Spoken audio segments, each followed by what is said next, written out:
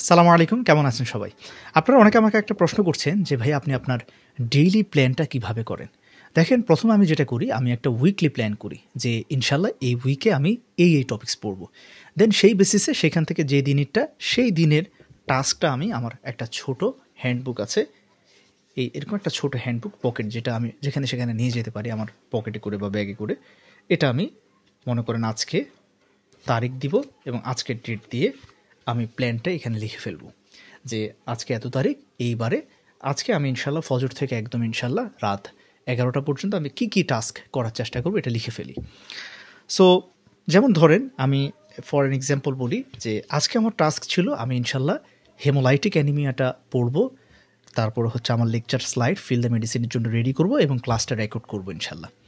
এরপরে আমি আরও দুটো এক্সট্রা টপিক্স পড়বো ইনশাল্লাহ, হেরিডিটারি স্ফেরোসাইটোসিস, G6PD ডেফিসিয়েন্সি, হেমোলাইটিক অ্যানিমিয়ার আন্ডারের এই দুটো সাব ক্লাসিফিকেশন পড়বো, লেকচার নোট রেডি করবো, আগামীকালকে ক্লাসটা নিব। নাম্বার 2, আমার টাস্ক ছিল আমার হিস্ট্রি টেকিং কোর্সের যে অ্যাবডোমিনাল কমপ্লেন্টস, প্রেজেন্টিং কমপ্লেন্টস থেকে যে কোনো একটা অ্যাবডোমিনাল কমপ্লেন্টস নিয়ে আমি লেকচার স্লাইডটা সাজাবো এবং আগামীকালকে ফিল দ্য মেডিসিনের সাথে একটা ক্লাস রেকর্ড করে ফেলবো। তারপরে হলো যে আমি আমার চেম্বার প্র্যাকটিসের জন্যে আমি স্ক্যাবিস এবং হচ্ছে অ্যাটোপিক ডার্মাটাইটিস এই দুটো টপিকস আমি ইনশাল্লাহ অ্যান্ড্রুস থেকে পড়ার চেষ্টা করব। সো এরকম হচ্ছে মাল্টি ডাইমেনশনাল টাস্ক রাখি যেন বোরিংনেসটা কাজ না করে। এটা আমার চেম্বার প্র্যাকটিসের জন্যে, আমার এফস্পেস ট্রেনিংয়ের জন্যে, আমার যে মেডিভার্সে আমি যে সকল কোর্স রান করছি আলহামদুলিল্লাহ, বেসিক্যালি এখন বিজি আছি আপনার ফিল দ্য মেডিসিন এবং হিস্ট্রি টেকিং নিয়ে। সো এইভাবে আমি টাস্কটা সাজাই। তখন যখন যেই কাজটা শেষ হয়ে যায় ওইটাকে একটা লাল কালি দিয়ে কেটে দিই যে এটা আলহামদুলিল্লাহ শেষ।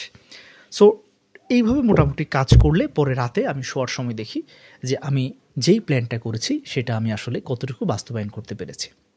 সো ডেইলি টাস্ক লেখার সময় একটা জিনিস মাথায় রাখতে হবে যে আপনার সীমানার বাহিরে, মানে আপনার ক্যাপাবিলিটির বাহিরে টাস্ক দেয়া যাবে না নিজেকে।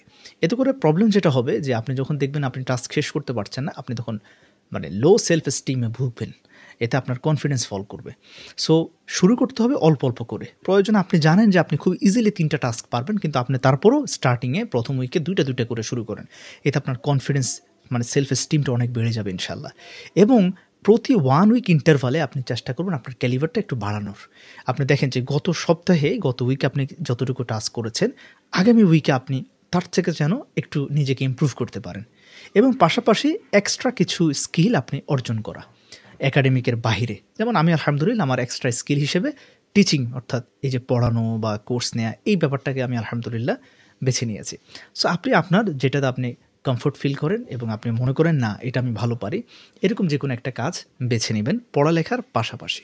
এটা হতে পারে আপনার স্লাইড প্রেজেন্টেশন করা, ইংলিশ স্পিকিং করা, বা যে কোনো জার্নাল পড়া, হ্যাঁ, বা স্টাডি করা, জিও পলিটিক্যাল ব্যাপারগুলো পড়াশোনা করা।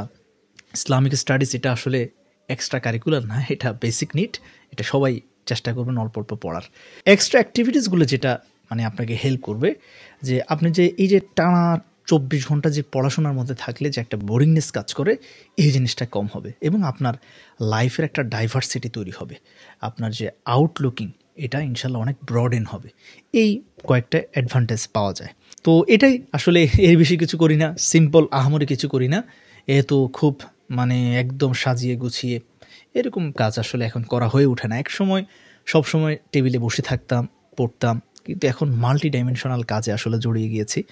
সো ওই সুযোগগুলো আসলে হয় না। যখন যেখানে থাকি তখনই পড়ার চেষ্টা করি আলহামদুলিল্লাহ। সো অনেকে জিজ্ঞেস করেন, ভাই আপনি কয় ঘন্টা পড়েন? দেখেন, এমবিবিএস পাস হওয়ার পরে এই প্রশ্নটা অবান্তর। এখানে আপনি আমাকে বলেন আপনি কতক্ষণ নিরেট টেবিলে থাকতে পারবেন? এখানে ডিউটি, এখানে ট্রেনিং, এখানে চেম্বার। সো সবসময় ব্যাগ থাকে কাঁধে, এক এক দিন এক একটা বই রাখি ওই যে ডেইলি টাস্ক অনুযায়ী। যেখানে সুযোগ পাই বইটা খুলে একটু পড়ি, চোখ বোলানোর চেষ্টা করি, আর একটা প্যাড থাকে ওখানে হাতে লেখার চেষ্টা করি। আর যেহেতু আলহামদুলিল্লাহ ক্লাস নেই, তো সবসময় যেটা পড়ি এটাকে একটু স্লাইড টেট তৈরি করে একটা লেকচার নিয়ে ফেলি আলহামদুলিল্লাহ। নিজেরও অ্যাডভান্টেজ হয়, আরেকজনকে পড়াতে গেলে আমার মানে আপনাদেরকে নলেজ শেয়ার করতে গিয়ে, মানে স্টুডেন্টসদেরকে পড়াতে গিয়ে আলহামদুলিল্লাহ আমি সবচেয়ে বেশি লাইফে শিখতে পেরেছি।